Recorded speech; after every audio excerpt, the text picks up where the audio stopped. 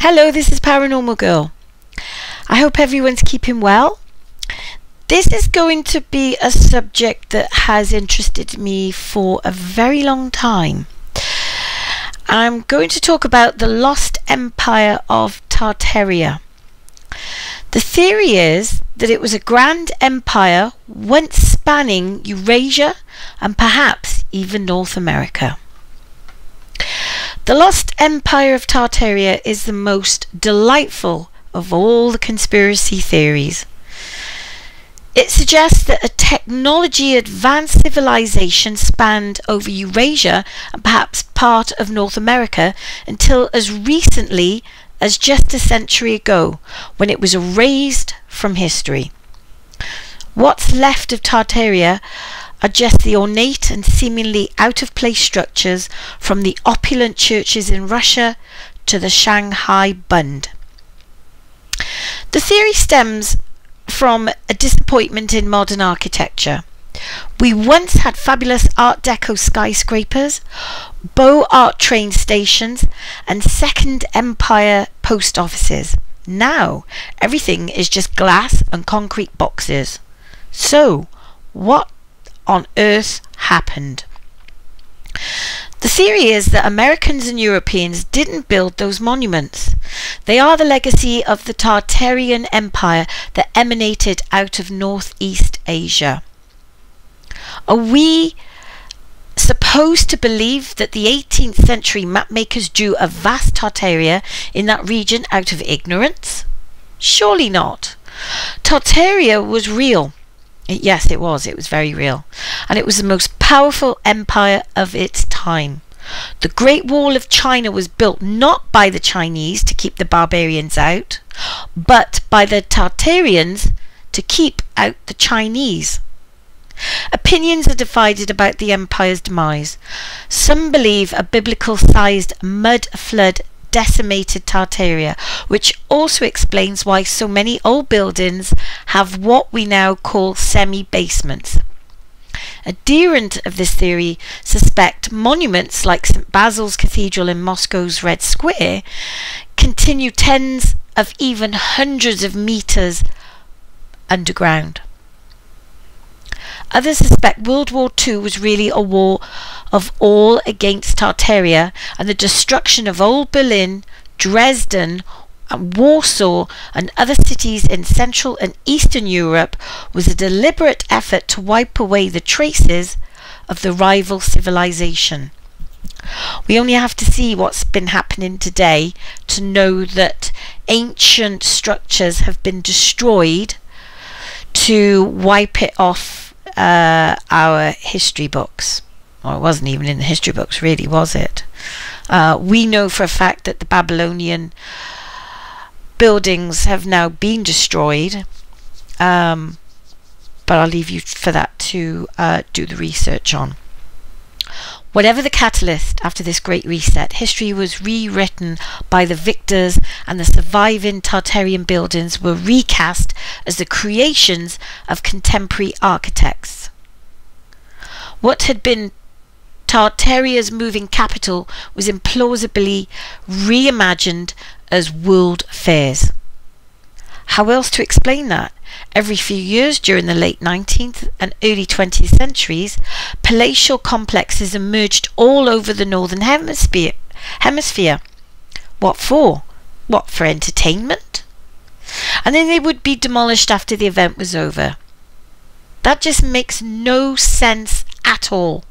Why build a beautiful building only to destroy it once a great exhibition had finished? The fairgrounds were not the only beautiful buildings razed to the ground. The original Penn Station, bulldozed in 1963 to 1968 to make way for the ghastly Madison Square Garden, is the most infamous American example. But it's not the only one. The Waldorf Astoria, the grandest hotel in the world, was sold and torn down in 1929 because New York high society had moved north toward the Upper East Side. The City Hall, Post Office and Courthouse of New York, built on Broadway in the Second Empire style between 1869 and 1880, was demolished in 1939 to expand City Hall Park. The Chicago Federal Building boasted a dome larger than United States Capitol. It was razed in 1965 and was replaced by the Ludwig Myers van der Rohe Federal Building. Built in stages in between 1897 and 1908, the headquarters of the Singer Manufacturing Company, now the Singer Corporation in New York, was the tallest skyscraper of its time, incorporating Beaux Arts and Second Empire elements. It was widely considered a Manhattan landmark, yet it would not receive official landmark status from New York City Landmarks Preservation Commission, and created amid the outcry over Penn Station destruction to prevent its demolition in 1967 to 1969. The site now hosts One Liberty Plaza, and what is that? A black glass and steel box. How awful. The Saltair was a resort on the Great Salt Lake of Utah that burnt down in a fire in 1925. The former National Surgical Institute of Indianapolis, Indiana, became the Imperial Hotel around the turn of the last century. Its domes and turrets were removed in the 1920s when it became the Hotel Roosevelt. It too was razed between 1945 and 1949 to make way for a parking lot. Why? Such incredible reasons for demolition are another red herring to Tartaria's believers. Why on earth would they do such a horrific thing? Prince Grigor Studska, sorry if I've pronounced that wrong, palace in central Bucharest was for a while used by Romania's Ministry of Foreign Affairs before the country's post-war communist government, and then they tore it down in 1947. The Palacio Monroe was originally constructed as the Brazilian Pavilion in 1904 St. Louis World's Fair. It was rebuilt in Rio de Janeiro in 1906, where it served as the seat of the Brazilian Congress and later Senate between 1914 and 1960, before being marked for demolition in 1975. Again, these beautiful buildings are being torn down for what reason? It makes you wonder. Again, we'll look at London. London's sprawling Imperial Institute, now the Commonwealth Education Trust, was also entirely demolished in the 1950s and 60s to allow next door Imperial College to grow. Only the Queen's Tower is still standing. The old City Hall of Winnipeg, the capital of Manitoba, Canada, was destroyed in 1962. Can you see a pattern here? Denver's Mining Exchange was demolished in 1963 to make way for a brutalist skyscraper. The old post office of Pittsburgh, Pennsylvania, was razed in 1966 to make way for another parking lot. Again, why?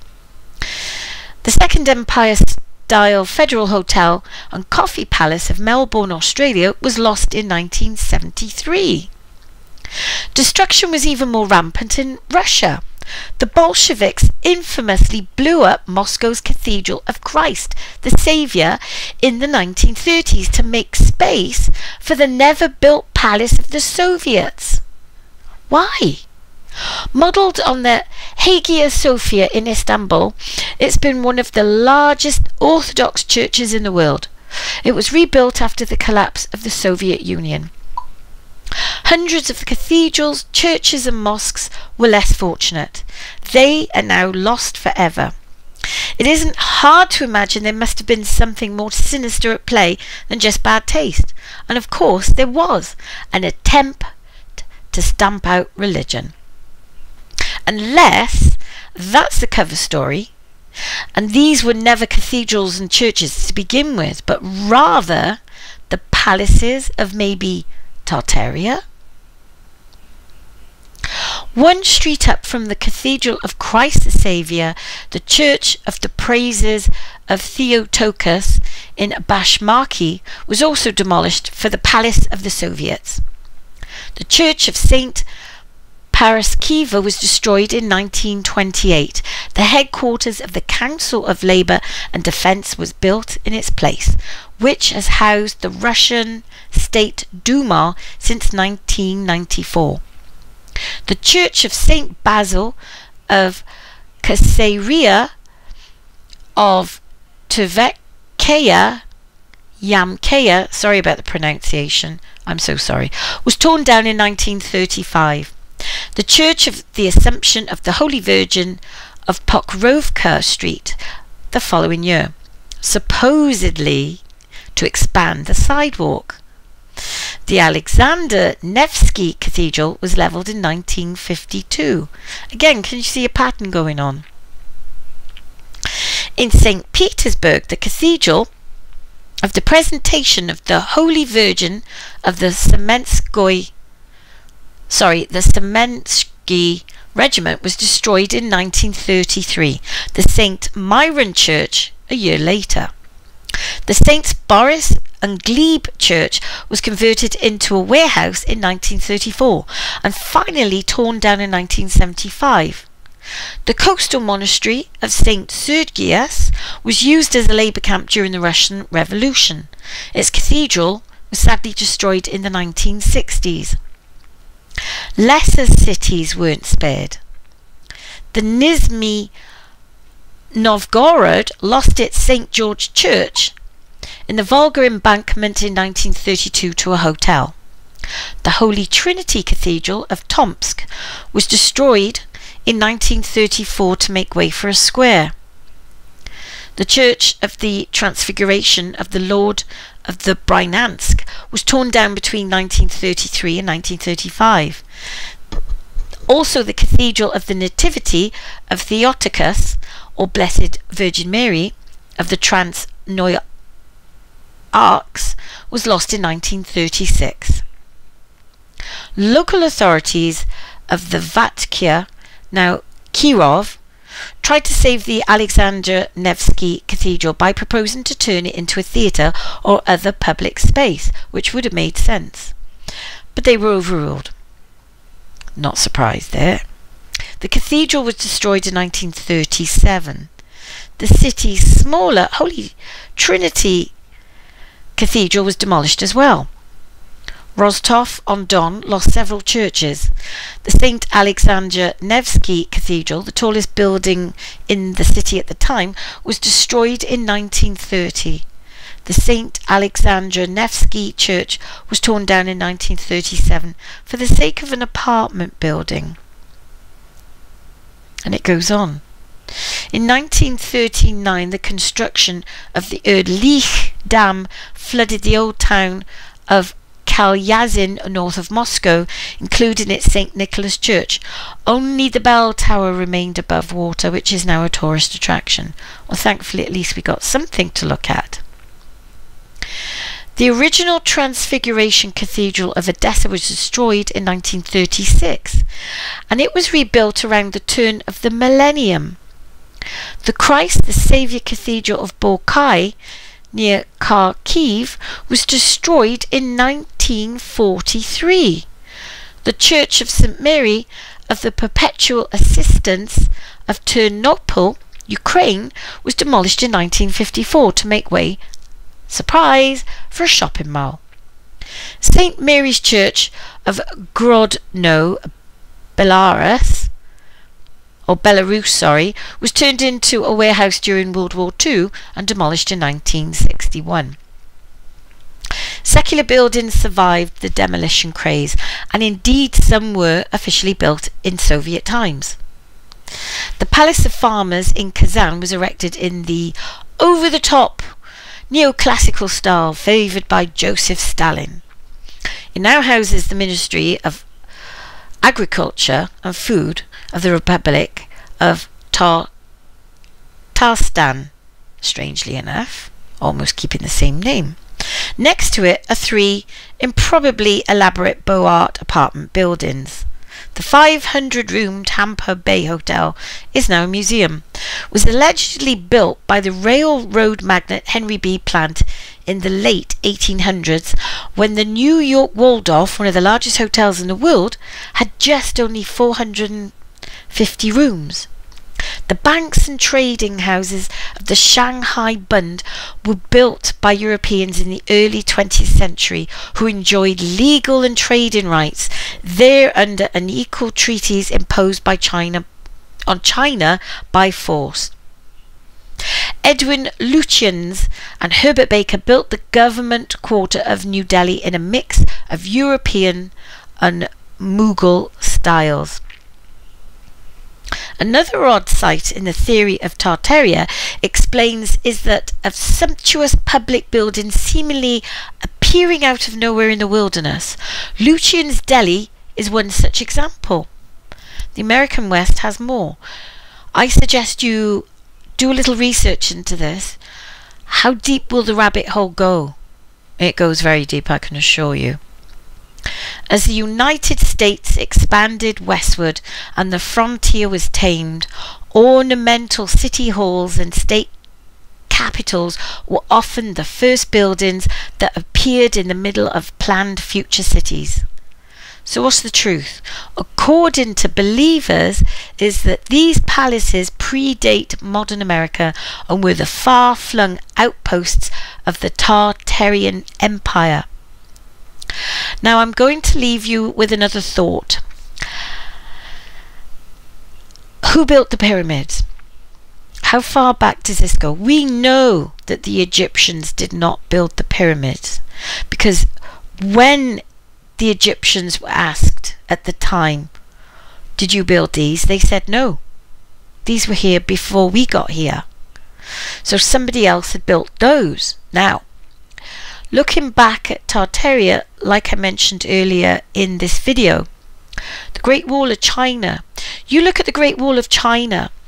Does it look oriental to you? No, it doesn't, does it? It looks more Eastern or Westernized. There's also another Great Wall that's never ever mentioned, the Great Wall of India. I suggest you take a little look at that as well, because that does look Asian. I wouldn't be surprised if the ancient Indians did build that one, because there's something different between that one and the Great Wall of China. But who were the Tartarians? What I'm going to suggest is, again, how far down the rabbit hole do you actually want to go? If, by theory, this was an ancient civilization that goes way, way back, I mean, what I'm going to do is I'm going to leave a link in the description of a very rare book that's now in a museum that was written in the 1600s. Now, how would they have known about Tartaria unless it was handed down to them by generations before them? Makes you wonder, doesn't it? So, like ancient Atlantis theory, Tartaria seems to be very real, doesn't it? What's your thoughts on Tartaria? I'd like to see your comments below. Thank you for listening.